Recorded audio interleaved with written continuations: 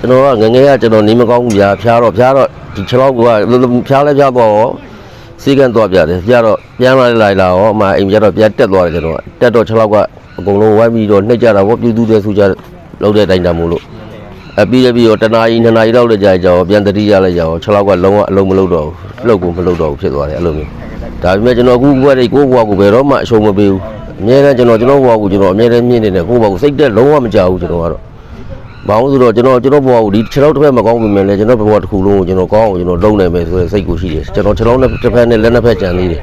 ဒီနှစ်ဖက်သုံးအတွက်ကိုကျွန်တော်အကောင်းဆုံးဖြစ်အောင်ကြိုးစားနေတယ်အခုလည်းကျွန်တော်မိသားစုတွေကိုပြည့်ပြည့်စုံစုံနဲ့ကျွန်တော်ထားနိုင်တယ်ကျွန်တော်မိသားစုကျွန်တော်လုံးဝစိတ်တက်ကတော့လုံးဝမကြောက်ဘူးကျွန်တော်ကတော့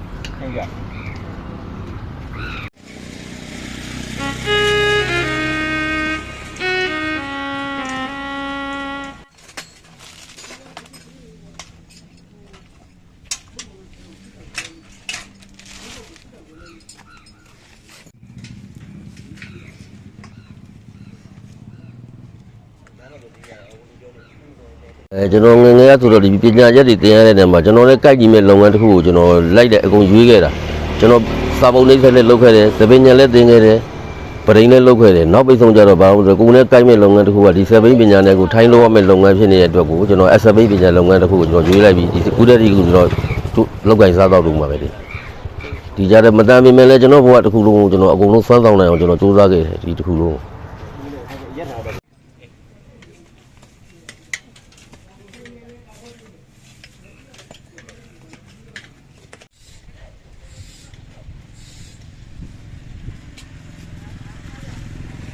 ဟုတ်ကဲ့